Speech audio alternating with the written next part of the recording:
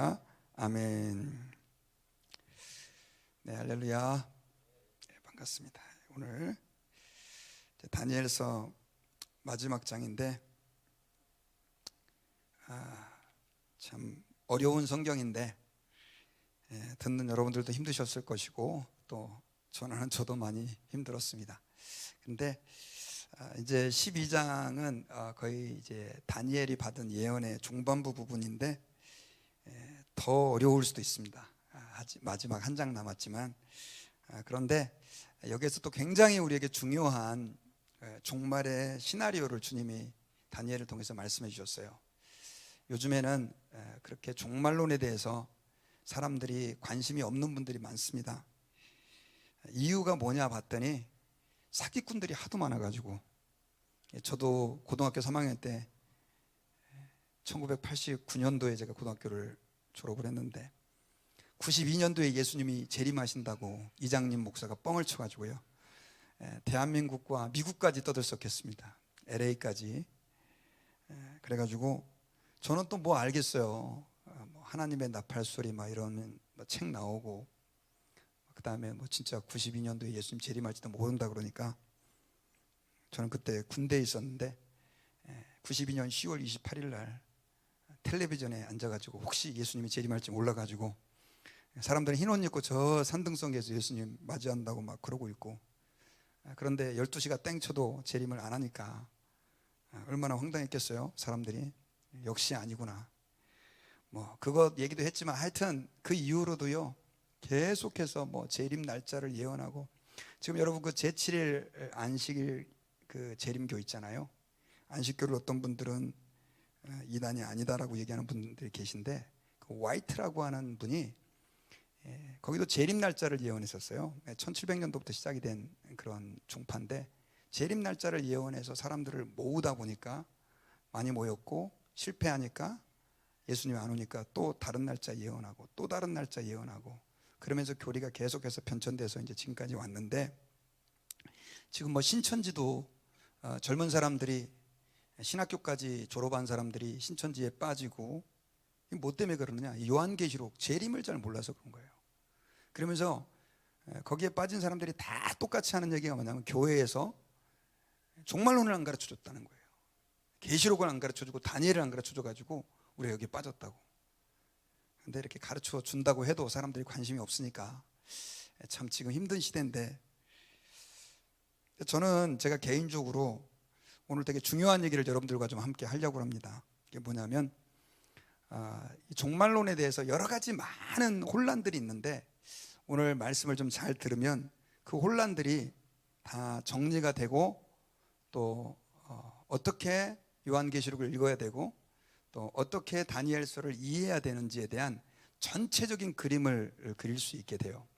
그래서 여러분들이 오늘 말씀을 좀 듣는 가운데 좀 그런 기본적인 개념을 좀 갖출 수 있었으면 좋겠고, 사실 목회자가 설교 시간에 이런 걸 얘기한다는 게 굉장히 어렵지만, 또 왜냐하면 신학생들이 아니잖아요. 신학을 공부한 분들이 아니다 보니까 제가 이제 쉽게 해야 되는데, 그래도 자꾸 듣다 보면 이해가 가고, 예수님의 재림의 때는 이런 일들이 일어나고, 예수님이 재림할 때는 성경에서는 이런 사건들이 벌어질 것이다라고 하는 그 기본적인 그 개념을 가지고 있으면 이단들이 와서 아무리 이상한 얘기를 해도 미혹되지 않고, 또 우리가 지금이 사실 종말이고, 그래서 어떤 분들은 말세의 지말이다, 말세다, 말세의 끝이다 이렇게 얘기하는 분들이 사실 많이 계세요.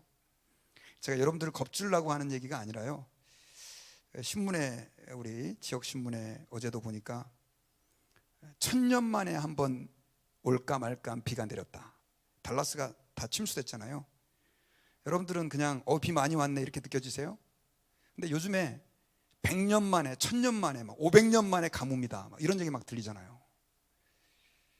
지질학자들은 어떻게 생각하시는지 모르겠지만 제가 지질학을 조금 공부를 했는데, 예수님께서 말세에는요 반드시 세상의 끝이 다가온다라고 하는 것을 징조를 통해서 보여주신다고 말씀하셨어요. 언제 주님이 다시 오실지는 알 수가 없어요. 그러나 우리가 이 세상에서 잘 먹고 잘 사는 것이 우리 신앙생활의 목적이 아니라, 우리는 정말 내가 구원받은 하나님의 자녀라고 한다면 이 땅에서 왜 내가 살아야 되고 무엇을 위해 살아야 되는지를 이 종말론을 잘 공부하면서 정립할 수 있게 되는 것을 믿으시고, 오늘 다니엘서 12장 말씀을 통해서 여러분들이 그것들을 다시 한번 새롭게 깨닫는 시간 됐으면 좋겠습니다. 자, 오늘은 마지막 심판이라고 되어 있는데 잘못 제목을 붙였습니다. 마지막 심판이 아니라 마지막 대환란이에요. 마지막 대환란. 그래서 Great Tribulation이라고 그래가지고요, 대환란에 대한 부분인데, 이게 대환란이 이게 뭐냐? 예수님이 재림하시기 전에 어마어마한 환란이 있게 될 것이다. 그래서 예수를 믿는 사람이 어마어마한 고통과 핍박을 받게 될 것이다. 이게 마지막 대환란의 그 간단한 설명이에요. 그래서 그 마지막 대환란을 어떤 사람들은 7년 대환란이라고 하는 단어로 그냥 이해하는 분들도 계시고, 또 그렇지 않은 분들도 계신데, 여기에 대해서 이제 조금 여러분들과 함께 제가 몇 가지 이 대환란을 이해하고 예수님의 재림과 종말을 받아들이는 입장들을 여러분들에게 소개하고, 그렇다고 한다면 가장 성경적인 입장은 무엇인가, 또 제가 가장 성경적이라고 믿는 종말의 시나리오는 어떻게 될 것인가, 여러분들과 이야기를 하고 오늘 다니엘서를 좀 들으면 좋을 것 같아요. 그래서 제가 슬라이드를 좀 갖고 왔는데요. 자, 먼저 여러분들이 혼돈하지 마실 것은, 이 종말에 대해서 네 가지의 시나리오를 가진 사람들이 있어요. 네 가지의 시나리오가 있어요, 종말에 대한. 그런데 그 네 가지 종말에 대한 시나리오는 뭘 기준으로 갈라지느냐면, 혹시 천년왕국이라고 들어보셨습니까? 천년왕국에 의해서 갈라지는데, 자, 천년왕국이 예수님의 재림을 기점으로, 예수님이 재림하시는 그 기점으로 재림 전에 있을 거냐, 아니면 재림 후에 있을 거냐, 아니면 천년왕국이 따로 없을 것이냐, 이런 입장이 있어요. 그래서 여러분들이 아마 지금까지 혹시나 종말론을 공부하신 분들이 계시다면 아마 들어보셨을 거예요. 그리고 지금 제가 말씀드리는 거는 이단이라기보다는 약간 다른 입장이에요. 그러니까 저렇게 말한다 그래서 이단이다라고 말할 수는 없는데, 문제는 이 잘못된 종말론을 기초로 한 생각들이 이단을 태어나게 만드는 굉장히 많은 공헌을 했어요. 그래서 제가 여러분들과 함께 그걸 좀 살펴보려고 하는데, 자, 먼저 세대주의적인 종말론이라는 게 있어요. 세대주의적인 입장. 아까 보여주셨던 그림을 좀 보시면, 자, 세대주의라고 하는 말이 있어요. 자, 여러분 그림이 굉장히 복잡하죠? 뒤에 계시는 분들은 좀 앞으로 잘 보여요? 글씨도 다 보여요? 그러시면 됐고, 자, 요게 뭐냐면 타임라인이에요. 타임라인인데 역사의 시간이고요, 이 십자가가 예수님께서 이 세상에 출임해서 오신 시간이에요. 자, 그런데 우리는 지금 이 예수님께서 오신 이후에 요 교회 시대를 지금 살아가고 있습니다. 2022년이죠. 자, 근데 이 뒤에 이 세대주의적인 전천연설을 주장하는 사람들은 어느 순간에가 예수님이 공중에 재림을 할 거다라고 얘기를 해요. 공중에 재림을 하는데, 공중에 재림을 할 때 성도들은 들림받아서 휴거가 된다. 그러면 공중으로 들림받은 성도들은 공중에서 뭐해요? 7년 동안 예수님과 잔치를 벌여요. 7년 혼인잔치를 한다는 거죠.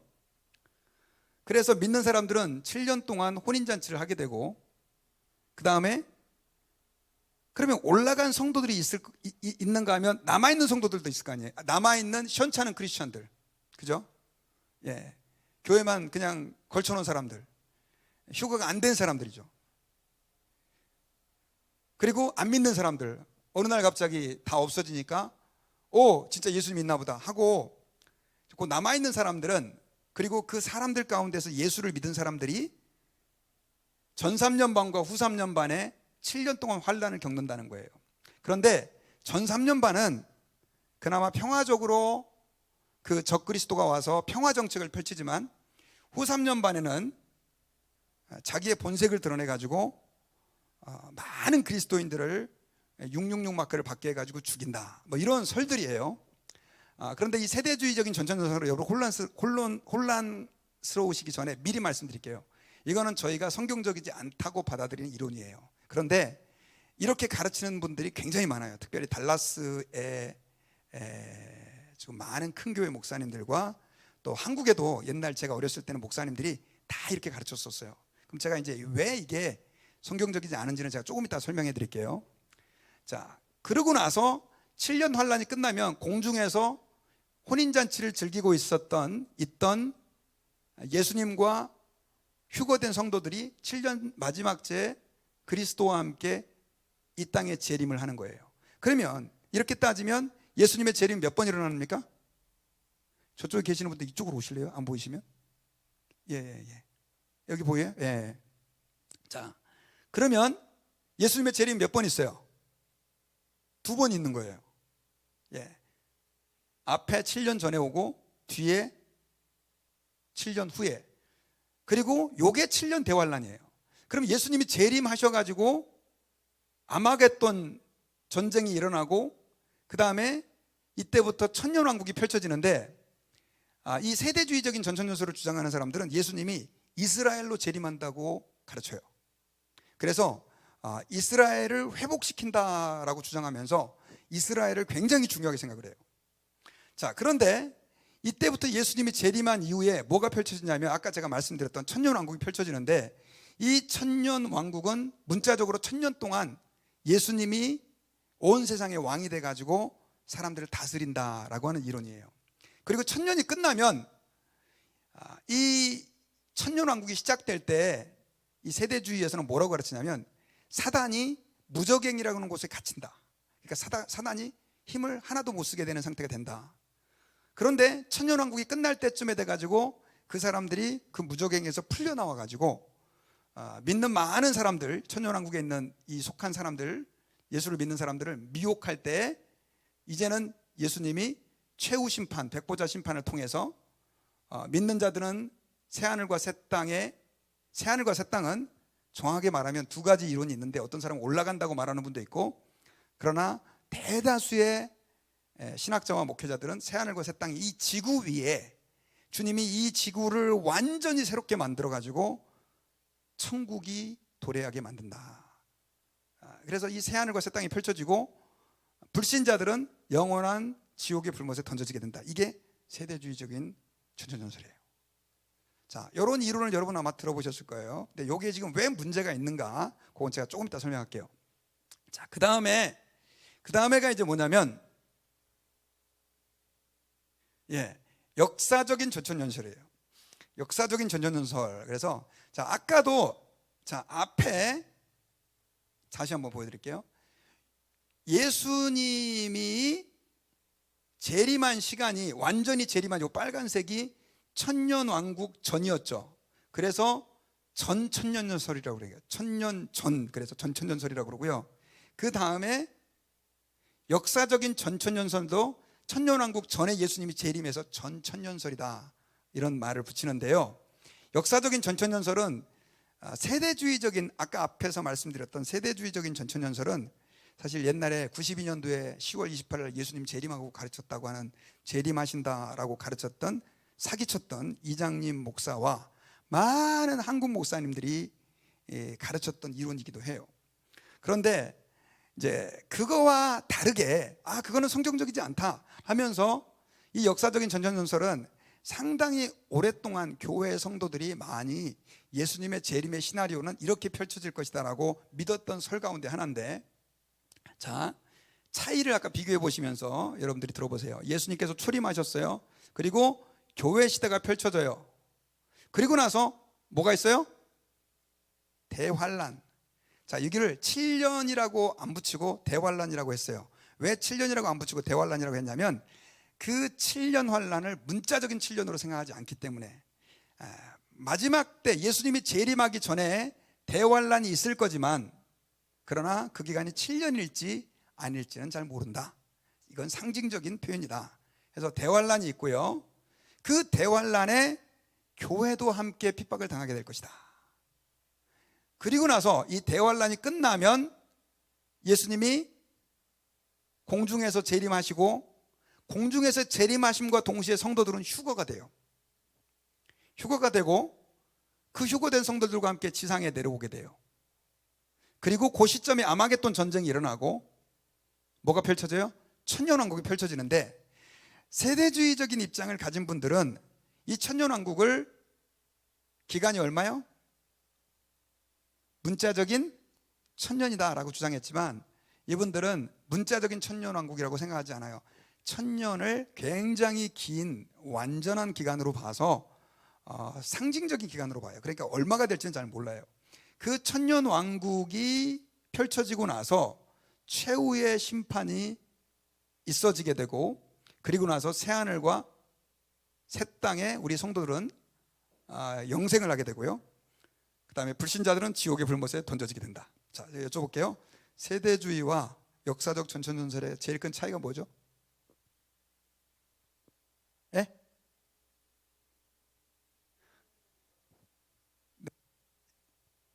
한 번 재림하고 두 번 재림.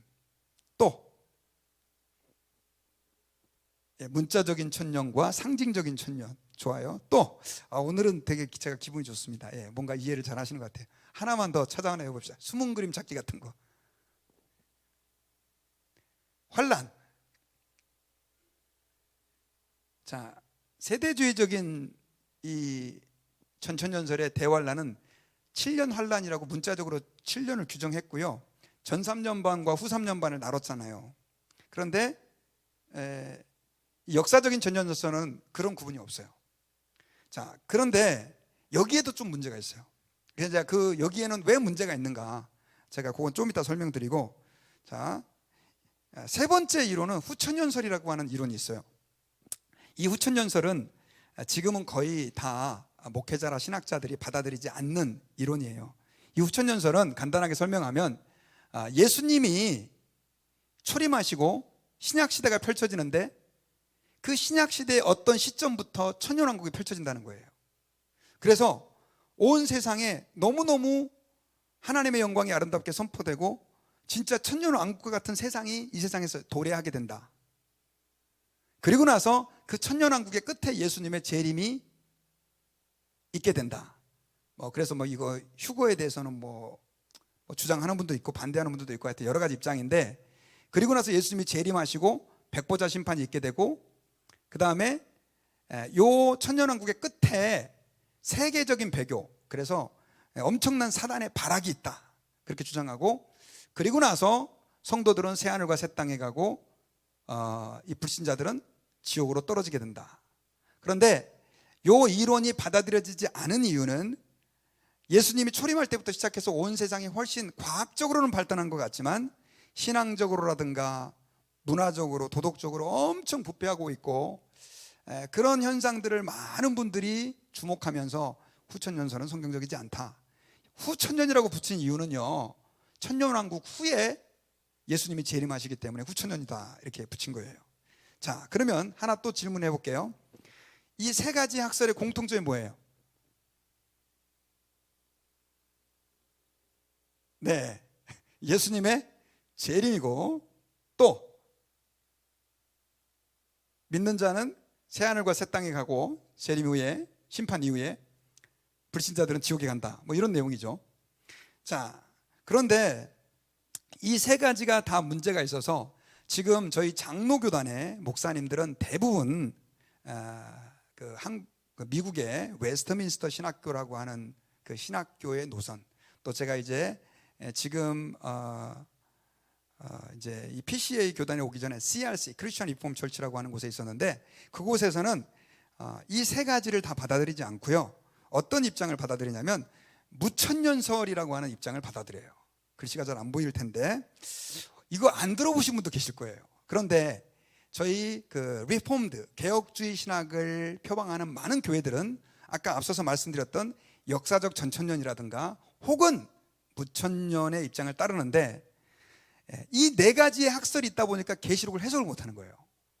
그리고 다니엘을 풀기가 어려운 거예요. 왜냐하면 이 네 가지 입장 중에서 어떤 입장을 취하느냐에 따라서 계시록을 보는 입장이 완전히 달라져 버리기 때문에 그렇습니다. 자, 그러면 무천년이라는 게 뭐냐? 무천년은 제일 쉽고 간단하고 이해하기가 좋습니다. 자, 여러분들이 이 무천년을 꼭 기억을 해야 되는 이유가, 제가 무천년설이 저는 개인적으로 성경적이라고 믿고 있기 때문에 그래요.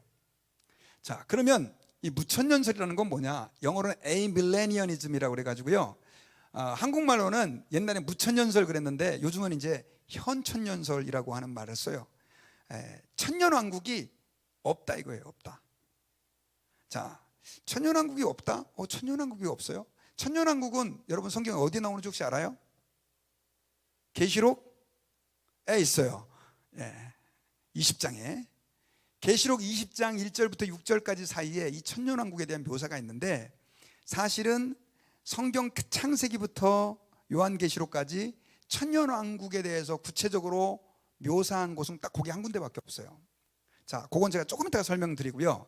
자, 그 천년왕국을 없다라고 말하는 이유가 있는데, 무천년설에는 그게 뭐냐면, 자, 예수님이 이 세상에 출임을 해 오셨습니다. 출임을 해 오셨는데 이 세상에 오심으로 인해 가지고 교회가 이 세상에 생겨났잖아요. 교회가 생겨나고 그 교회가 복음을 증거하고 하나님을 예배하는 것이 천년왕국이다 라고 받아들이는 거예요. 그 왜 그러냐? 아니, 성경에 나온 천년왕국이 지금 예수님을 믿는 우리가 살고 있는 이 시대가 천년왕국이라는 얘기인데, 그 왜 그러냐? 그 이유는 예수님께서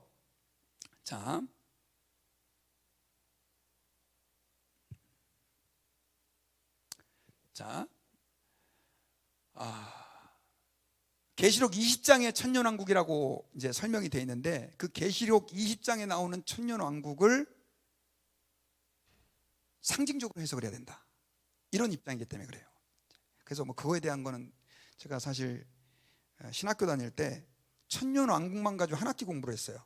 계시록 20장 가지고 아주 참 힘들었는데, 나중에 생각해 보니까 다른 것도 좀 가르쳐 주지 교수님이 왜 저것만 가르쳐 주시지 했는데, 시간이 지나서 생각해 보니까 그 계시록 20장을 어떻게 이해하느냐에 따라서 계시록을 보는 각도가 완전히 달라지기 때문에 그렇게 중요하게 저희에게 얘기를 해 주셨던 것 같아요. 자, 계시록 20장을 문자적으로 이해하면 안 되기 때문에 그래요. 그리고 또 한 가지는 마태복음 12장 28절을 근거로 사단의 결박은 예수님이 세상에 계실 때 이미 예수님께서 이 세상에 계실 때 귀신을 추방하시면서 사단을 결박하셨는데, 그 계시록 20장에 보면요, 사단이 무정에게 결박당한다 그런 얘기가 나오거든요. 그래서 그 무적행에서 사단이 결박되는 것은 앞으로 예수님이 재림한 다음에 있어질 일이 아니라 예수님이 이 세상에 오셨을 때 이미 성취됐다 이거예요. 그래서 이런 말씀도 하셨잖아요. 예수님, 천국이 어디 있습니까? 물었을 때 예수님이 뭐라고 그랬어요? 천국이 여기 있다 저기 있다 하지 말아라. 하나님의 나라는 너희 가운데 있다. 그리고 예수님이 또 이렇게 선포를 했어요. 회개하라, 하나님의 나라가 가까웠다. 그 하나님의 나라를 천년왕국으로 이해하는 거예요. 그리고 자, 성경 구절을 한번 잠깐 보면요, 마태복음 12장 28절에서 그러나 내가 하나님의 성령을 힘입어 귀신을 쫓아내는 것이면 하나님의 나라가 이미 너희에게 임하였느니라.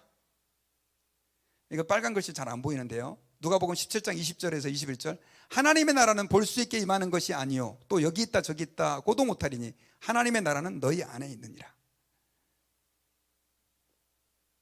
자, 그리고요, 하나님만 더 얘기하고 제가 다시 그림으로 돌아갈게요. 성경 전체에서 예수 그리스도의 재림이 두 번이다라고 주장할 수 있는 근거 구절이 없어요. 그래서 예수 그리스도의 재림을 단회적 사건으로 이해해야 되기 때문에, 그리고 계시록은 묵시문학으로 상징적으로 해석해야만 해요. 그리고 여러분들에게 좀 생소한 얘기일지도 모르겠지만, 예수님의 재림 시에 신자와 불신자 모두 한 번의 부활만 있다, 이런 얘기를 다 달라고 하면 오늘 1시간 갖고 너무 부족해요. 그래서 이런 여러 가지 이유 때문에 저희들은 자, 조금 더 쉽게 그린 그림이에요. 무천년설의 그 입장을 우리가 더 성경적인 종말론에 대한 이해라고 받아들이는 거예요. 자, 그래서 창조시대, 구약시대, 초림의 예수님이 이 땅에 오시고 신약시대가 바로 천년왕국 기간이고, 그리고 천년왕국의 마지막 그때에 환란이 있어지게 돼요. 그리고 이때 사단이 소위 말해서 발악을 하게 되죠. 그래서 믿는 자들을 미혹하고 현혹하고 넘어뜨리게 만들려고 하고, 그리고 그때 예수님께서 재림을 하시게 되면 우리 믿는 자들은 휴거되고 그 재림하신 예수님을 만나서 지상에 다시 오게 되고, 그리고 나서 백보자 심판, 최후의 심판이 있어지게 되고, 믿는 자들은 새하늘과 새 땅에서 영생을 얻게 되고, 그렇지 않은 사람들은 영벌을 받게 된다라고 하는 거예요. 자, 그럼 제가 여러분들에게 조금 어려운 얘기지만 조금 더 세대주의라든가, 자, 아까 제가 이게 말씀드렸던 요 세대주의, 여기에서 이 사람들이 말하는 이 천년왕국, 지금 천년왕국 그러면 여러분들은 지금 이게 뭔 소리야? 이렇게 전혀 개념이 오시지 않을 거예요. 그런데 이 천년왕국을 문자적으로 주장하는 분들, 또 실제 기간으로 주장하는 분들은 이 천년왕국에 일어날 몇 가지 일들을 얘기했어요. 그리고 세대주의적인 전천년설은 저희가 좀 문제가 있다고 보지만, 이 역사적인 전천년설은 이거구나. 예. 역사적인 전천년설은 많은 교회 목사님들이 이걸 정확한 계시록에 대한 해석이다라고 받아들이는 분들도 있어요. 그래서 제가 그분들을 막 이단이다, 잘못됐다 이렇게 말씀할 수는 없어요. 하지만 제가 왜 무천년설이 훨씬 더 성경적인 이유가 되느냐, 그 이유는 천년왕국론에 있어서 전천년설을 주장하는 분들이 아주 심각한 문제가 있기 때문에 그래요. 그게 이제 몇 가지만 잠깐 얘기해 드리고 우리가 본문으로 갈게요. 첫째는, 오늘 본문 얘기를 잘 못하겠네요. 자, 전천년설의 의문점이 뭐냐면, 몸을 가진 사람과 그렇지 않은 사람이 함께 사는 곳이 천년왕국이라고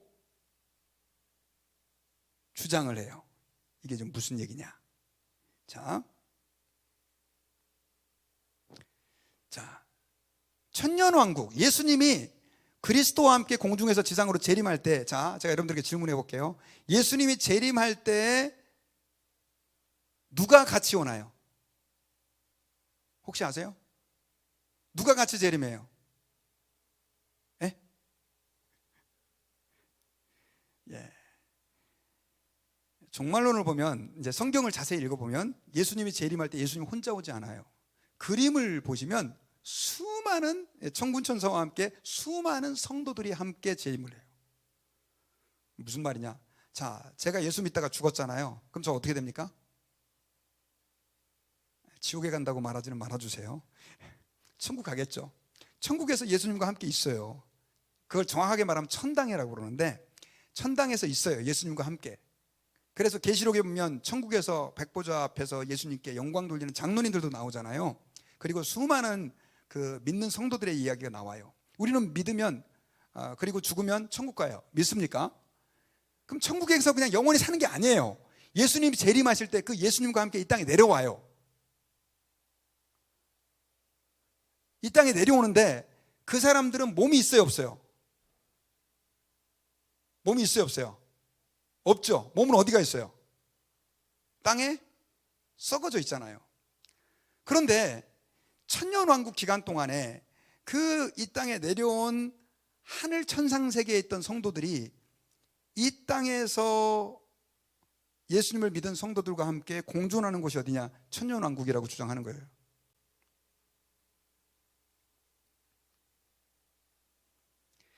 너무 말이 안 된다 이거죠. 그래서 전천년설의 제일 큰 문제점이, 천국의 맛을 본 사람들이 이 땅에 내려와서 그보다 못한 삶을 산다, 이래서 동의를 못하는 거예요. 그리고 이건 또 좀 다른 얘기인데, 아까 세대주의가 왜 문제가 있느냐, 제가 그냥 이렇게 제가 무천년설이 왜 성경적인가 몇 가지 그냥 이렇게 싸잡아서 얘기를 하니까 좀 이해가 두서가 없더라도 이해해 주세요. 세대주의, 자, 이 세대주의 종말론의 문제점은 뭐냐면, 에스겔서 40장에서 48장에 무슨 내용이 나오느냐면요, 성전에 대한 환상의 얘기가 나와요.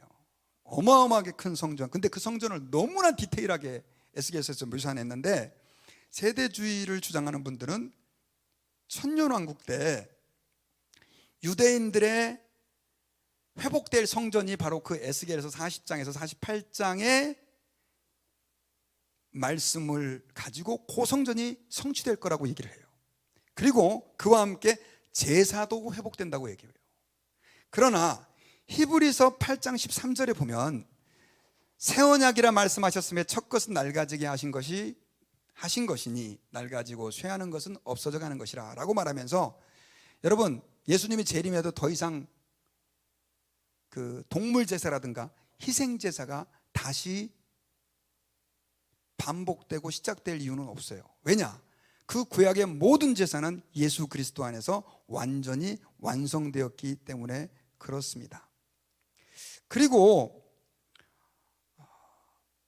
세대주의가, 이제 이건 좀 세대주의 얘기예요.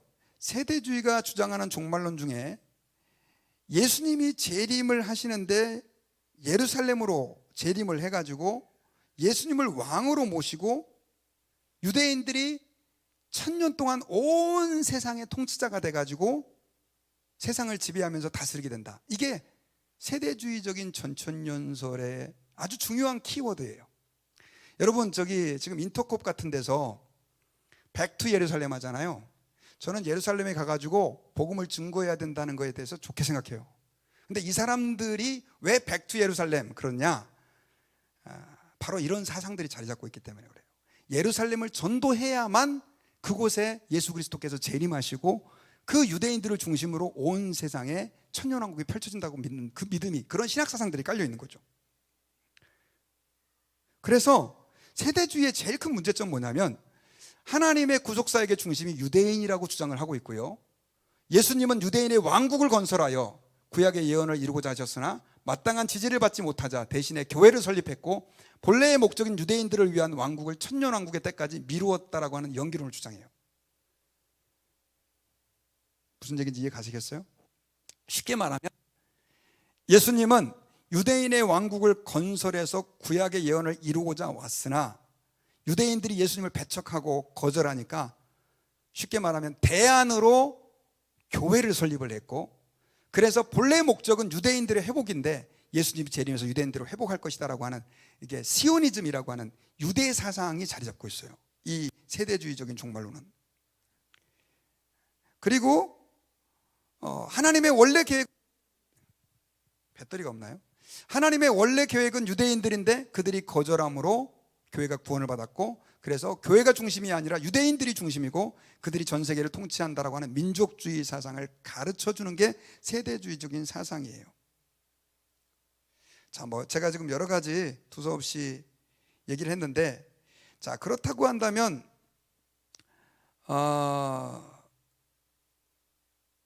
자, 여기까지만 이해가 좀 되세요? 좀 복잡한 얘기를 했죠. 이건 제가 한 몇 년 전에 요한계시록을 2년 동안 교인들과 함께 말씀으로 나눈 적이 있었어요. 2년간 한 거를 지금 한 30분 동안 얘기를 하려니까 저도 너무 힘들고, 또 여러분들이 얼마만큼 이해하셨을지 모르겠지만 이 정도 그냥 그림은 대충 그려지시죠? 자세히 다 설명은 다 못 해드리고. 자, 그래서 그런 관점에서 우리가 다니엘서를 이해하고 지금 이제 나중에 또 요한계시록을 이해해야 될 텐데, 자, 오늘 본문에 보면 그 아까 말씀드렸던 이 그림 가운데서 지금 요 대환란에 대해서 지금 얘기해 주고 있는 내용이라는 거예요. 대환란. 자, 그러면 그 대환란에 대해서 오늘 성경에서는 어떻게 얘기를 하고 있느냐, 우리가 좀 한번 말씀을 좀 조금만 오늘 더 하겠습니다.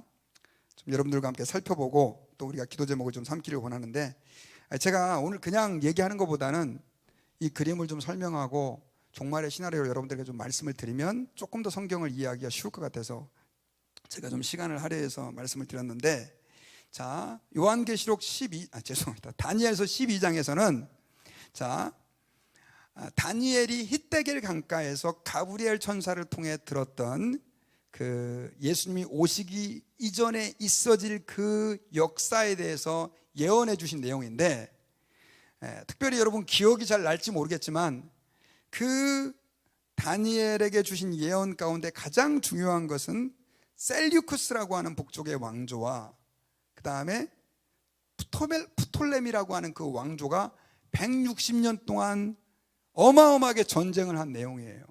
그런데 마지막으로 그 셀류쿠스에서 이 대환란 때 나타나는 그 한 인물이 있게 되는데, 그 인물이 누구냐면 적그리스도라고 하는 인물이에요. 적그리스도는 자기가 그리스도라고 주장하는 사람이에요. 그래서 엄청난 파워를 가지고 그리스도인들을 미혹하고 또 예수 믿는 사람에게 핍박을 주는 존재예요. 그런데 지금 다니엘에게 주신 그 계시를 통해서 하나님의 천사가 전해준 말에 의하면 계속해서 누구에게 포커스를 해가냐면 안티오쿠스 에피파네스 4세, 제가 그 사람에 대해서 얘기를 했는데, 이 사람은 어떤 사람이냐면 성전에서 하나님의 성전 마당에다가 제우스 신상을 세워놓고, 그리고 무슨 짓을 또 했죠? 돼지 피로 제사를 지내고 율법을 못 읽게 하고 안식일을 못 지키게 하고, 하여튼 엄청나게 그 하나님을 섬기는 사람들을 핍박했던 사람이 안티오쿠스 에피파네스 4세인데, 그 사람이 결국 누구의 모델로 등장하느냐면 마지막 요 대환란의 시기에 등장할 적그리스도의 모형으로 등장해요. 그러니까 결국 이 다니엘에게 주신 예언은 누구를 향해 갑니까? 적그리스도로 가는 거죠. 그리고 안티오쿠스 에피파네스는 누구의 그림자냐면 바로 마지막 때 오게 될 적그리스도의 그림자로 묘사가 되고 있는 거죠. 그래서 1절을 같이 한번 읽어보면요, 자, 오늘 본문 1절, 자, 읽어봅시다. 시작. 그때 내 민족을 호위하는 큰 군주 미가엘이 일어날 것이요, 또 환란이 있으리니 이는 개국 이래로 그때까지 없던 환란일 것이며, 그때 내 백성 중 책에 기록된 모든 자가 구원을 받을 것이다. 자, 여기서 환란을 얘기하고 있죠. 대환란을 얘기하고 있어요. 자, 대환란을 얘기하고 있는데, 이 대환란은 어떤 환란이라고 묘사가 되어 있냐면 개국 이래로, 나라가 세워진 이래로 이때까지 이런 환란이 없었다는 거죠. 자, 안티오쿠스 에피파네스가 와가지고 하나님을 모욕하고 믿는 사람들을 핍박하고 죽였던 것도 유대인들에게는 엄청나게 큰 환란이었었어요. 그런데 이 예언은 다니엘이 아예 이 안티오쿠스 에피파네스가 존재하기도 수백 년 전에 받은 예언이에요. 실제로 성취가 됐죠. 그리고 이 예언은 또 누구에게 의해 성취됐냐면 AD 70년에 로마의 디도 장군이 로마를 함락하면서 엄청나게 많은 유대인들이 또 그리스도인들이 죽임을 당했어요. 그때 성취됐어요. 그런데 그 두 사건, 굉장히 큰 환란이었던 것을 이 다니엘서 12장과는 구분해요. 왜냐하면 다니엘서 12장에서는요, 한 가지 이 Great Tribulation, 그러니까 대환란 때 일어나게 될 일이 하나 있다라고 얘기를 했어요. 그게 이제 뭐냐면 2절에 보면, 자, 같이 읽어봅시다. 시작. 땅의 티끌 가운데서 자는 자 중에서 많은 사람이 깨어나 영생을 받는 자도 있겠고 수치를 당하여서 영원히 부끄러움을 당할 자도 있을 것이며. 자, 땅의 티끌 가운데서 자는 자 중에, 이건 죽은 자를 얘기하는 것이죠. 성경에는 죽은 사람을 잔다라고 표현을 했거든요. 자는 자 중에서 많은 사람이 깨어나. 자, 이거 뭘 얘기하는 거죠? 자는 사람이 깨요. 부활을 얘기하는 거예요. 여러분, 다니엘서에서 이렇게 부활을 얘기했어요. 근데 언제? Great Tribulation, 대환란이 있고 나서 그 즈음에 이런 부활이 있게 되는 것이죠. 그리고 깨어나서 영생을 받는 자, 최후의 심판 때 영생을 얻는 자가 있고 수치를 당하여 영원히 지옥에서 부끄러움을 당할 자가 있을 것이다. 그래서 우리는 이런 말씀들을 종합해서 아까 말씀드린 것처럼 예수님의 재림 전에 대환란이 있고, 여긴 지금 그림에 안 돼 있지만 예수님이 재림과 함께 일어나는 중요한 현상 중에 한 가지가 뭐냐면 죽은 자의 부활이에요. 그래서 죽은 자들이 부활하게 되고, 그래서 악을 행한 자든지 선을 행한 자든지 주님 앞에서 백보자의 심판을 받게 되는 일들이 일어나게 된다라고 하는 것을 다니엘서에서 우리에게 예언을 해주셨어요.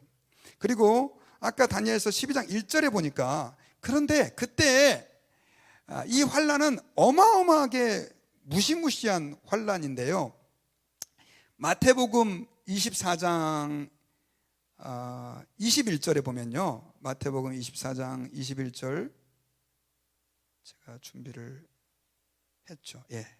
자, 여기 보니까, 자, 한번 읽어볼까요? 시작. 이는 그때 큰 환란이 있겠음이라. 창세로부터 지금까지 이런 환란이 없었고 후에도 없으리라. 예수님이 하신 말씀이에요. 예수님이 종말의 때, 이 세상의 끝날에 큰 환란이 있겠다. 창세로부터 지금까지 이런 환란이 없고 이후에도 없을 것이다 라고 실제로 대환란이 있을 것을 얘기해 주셨는데, 그런데 그나마 우리가 감사할 수 있는 것은 뭐냐면, 아까 1절에서 말씀하셨던 것처럼 이 대환란 때 하나님이 누구를 일으키냐면 큰 군주 미가엘을 일으킨대요. 미가엘은 군주라고 일컬어져서 성도들을 위해서, 하나님의 백성을 위해서, 특별히 이 미가엘은 내 민족을 호위하는 큰 군주라고 표현되어 있죠. 하나님의 택한 백성을 호위하는 하나님의 천사를 말해요. 그런데 그 군주가 일어난다. 자, 왜 일어날까요? 믿는 사람들을 보호하기 위해서요. 그래서 그 환란에서 우리를 쓰러지지 않게 하시고 견디게 하셔서, 자, 결론은 그럼 그 환란에서 어떻게 되느냐? 자, 여기 밑에 부분 다시 한번 읽어볼까요? 그때부터 시작. 그때 내 백성 중에 책에 기록된 모든 자가 구원을 받을 것이다. 미가엘이 책에 기록된 하나님의 백성들을 보호하여서 그들은 그 환란에서도 쓰러지지 않고 구원을 받게 될 것이다. 이렇게 얘기하고 있어요. 할렐루야. 뭔 뜻인지 아시겠어요? 이건 그런 뜻이에요.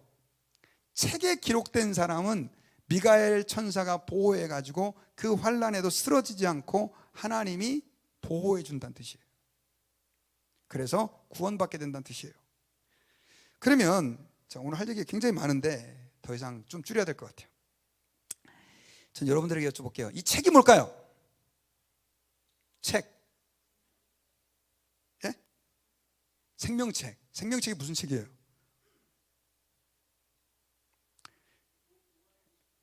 예, 말라기서 3장 16절을 한번 볼까요? 자, 여기 보니까 읽어봅시다. 시작. 그때 여호와를 경외하는 자들이 피차에 말하며 여호와께서 그것을 분명히 들으시고 여호와를 경외하는 자와 그 이름을 존중히 여기는 자를 위하여 여호와 앞에 있는 기념책에 기록하셨느니라. 이것도 붙었는데 이건 빼고요. 자, 여호와 하나님 앞에 있는 기념책에 기록된 사람인데 어떤 사람이냐면 여호와를 경외하는 자와 그 이름을 존중히 여기는 자를 위해서 기념책이 기록됐다. 자, 여러분들의 이름이 주님 보좌 앞에 있는 기념책에 기록되어 있으신가요? 2명밖에 대답 안 하시네. 여러분들이 정말 예수님을 구주로 영접하셨다고 한다면, 내가 죄인임을 깨닫고 하나님의 백성이 되었다고 한다면 여러분들은 주님의 그 생명책에, 기념책에 그 이름이 아주 멋있게 새겨져 있는 줄 믿습니다. 그런데 아니잖아요. 그러면 이 Great Tribulation, 이 대환란은요, 죄송합니다, 교회 안에 안 믿는 사람을 떨어내는 역할을 합니다. 교회 안에 믿음이 없는 사람을 갈라내는 역할을 해요. 마태복음 13장 30절. 자, 여기 보니까, 자, 읽어볼까요? 시작. 둘 다 추수 때까지 함께 자라게 두라. 추수 때에 내가 추수꾼들에게 말하기를 가라지는 먼저 거두어 불사르게 단으로 묶고 곡식은 모아 내 곡간에 넣으리라. 이거 주님이 마지막 심판 때 어떻게 할 건가라고 하는 걸 얘기한 거예요. 알곡과 가라지. 그런데 여러분 성경을 잘 읽어보면 그 가라지들이 어디에 있느냐? 밭에 있어요. 밭에. 그 밭을 오늘날에 말하면 교회라고도 할 수 있는 거예요. 여러분, 주님이 계속해서 이러한 말씀을 통해서 우리에게 정신 차리라고 얘기하고 있는 거예요. 오늘날 크리스찬들이 그냥 종교인인 사람이 너무 많아요. 그냥 내 편한 대로 신앙생활하고 하고 싶으면 하고 말고 싶으면 말고 예수만 믿으면 천당 나가는 거지 뭐 이렇게 생각하고 죄악과 더불어 그렇게 하나님의 뜻과 상관없이 하나님을 경외하는 삶을 살기보다도 자신을 위하는 삶들을 사는 사람들이 너무 많아요. 주님이 그런 사람을 심판하지 않겠대요. 언제까지 놔두겠다고? 추수할 때까지. 그리고 그 추수 때 알곡은 거두어 곡간에 넣고 영생을 얻게 되고 가라지는 불사르게 한다. 이것을 우리에게 말씀해 주고 있는 것이죠. 저와 여러분들이 그래서 한번 성경 말씀대로 나는 정말 믿음에 굳게 서 있는 사람인지, 나는 진짜 믿는 사람인지 한번 진지하게 돌아봐야 돼요. 저는 어렸을 때 들은 설교가 몇 편 기억이 안 나요. 근데 저를 회심에 이르게 했던 설교가 하나 있었어요. 제가 중고등부 때, 고등학교 때 저는 이제 기숙사 안에 있는 기독학생회 예배를 드리고 주일이 되면 밖에 나가서 이제 예배를 참석을 했는데, 그때 이제 머리가 없는 목사님이셨어요. 그분이 육신에 속한 사람 이런 설교를 했거든요. 영에 속한 사람, 육신에 속한 사람. 근데 저는 설교를 듣고 나서 처음으로 그때 이런 생각을 제가 해봤어요. Am I real Christian? 내가 진짜 크리스찬인가? 저는 교회는 그냥 다니는 사람이었는데 저는 그런 질문 자체도 한 번도 안 해봤거든요. 그런데 그 설교를 들으면서 세 가지 사람을 얘기하더라고요. 육신에 속한 사람, 육에 속한 사람, 영에 속한 사람. 근데 저는 아무래도 영에 속한 사람이 아닌 거예요. 나는 믿는 것 같지가 않더라고요. 지금 생각해보니까 그때 믿음이 진짜 없었던 것 같아요. 세례는 받고 교회는 다녔지만. 어쨌든 그 말씀을 계속해서 새기면서 주님 앞에서 내가 참 크리스찬입니까? 내가 정말 주님의 사람입니까? 이 질문을 던지다가 결국 제가 주님을 만나는, 영적으로 체험하는 그런 계기를 가질 수 있게 됐습니다. 여러분, 다니엘서 뭐 어렵죠. 그리고 정말 얘기하는데 왜 이렇게 복잡해요? 사실 제가 여러분들에게 한 가지 학설만 가르쳐 드려도 되는데, 우리 주변에는 지금 미디어가 너무 발달해 가지고요, 유튜브 가르쳐 치고 보잖아요. 그러면 전부 다 이거 나옵니다. 여러분, 이거 왜 유튜브로 신앙생활하면 어려운 이유가 90%가 다 이렇게 가르쳐요. 이것만 가르치면 또 it's okay. 여기에서 별의별 희한하게 다 나와가지고 제발 정말로는 유튜브에서 배우지 마십시오. 여러분.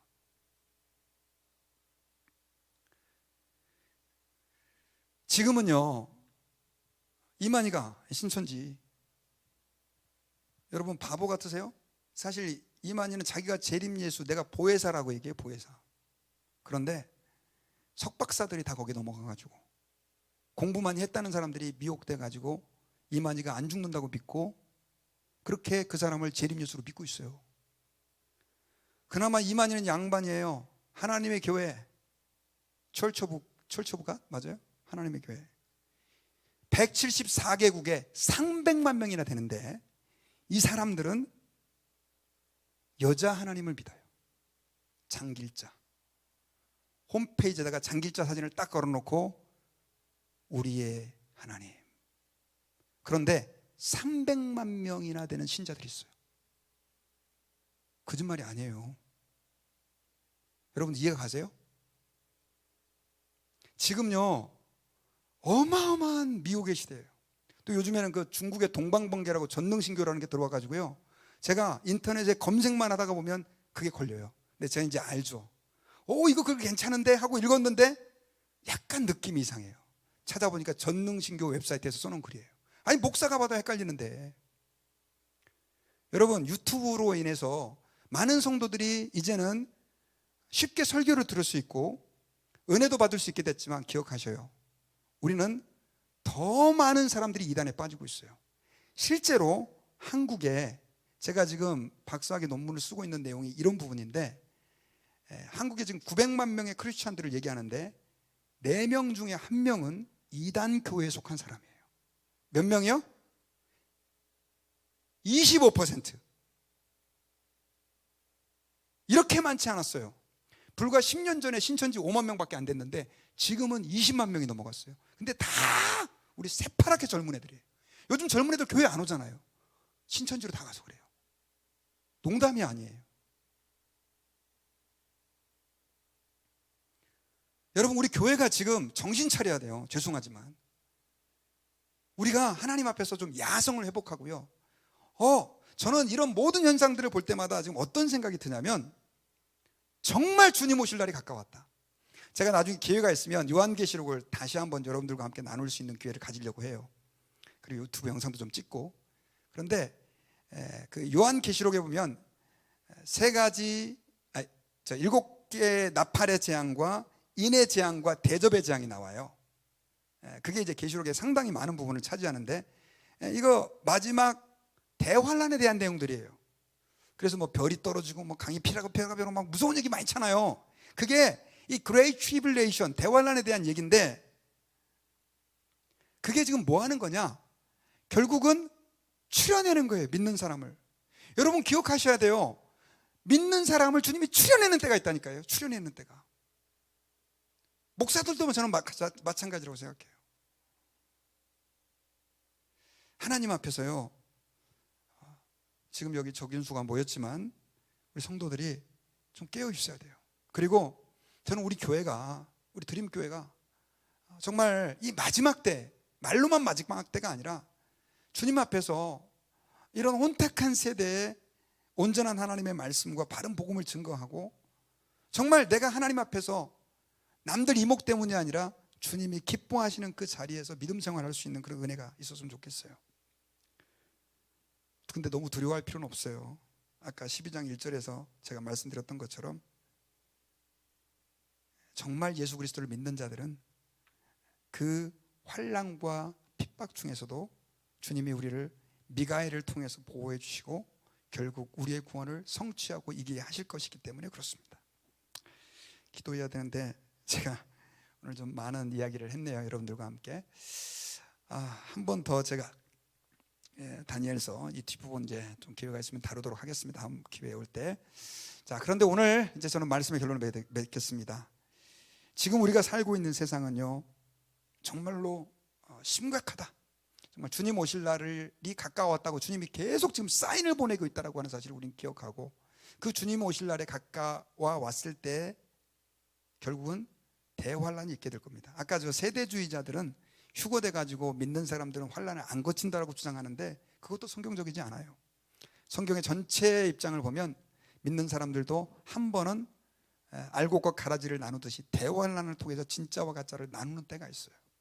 그렇다고 한다면 정말 나는 믿음의 사람이고 내가 정말 주님 앞에서 알곡처럼 믿음 생활을 하고 있는지 한번 돌아보고 하나님 앞에서 우리가 가던 길을 좀 다시 한번 재조정하는 그런 은혜가 저와 여러분들 모두에게 있기를 주의 이름으로 축원합니다. 기도하겠습니다. 아버지 감사합니다. 오늘 말씀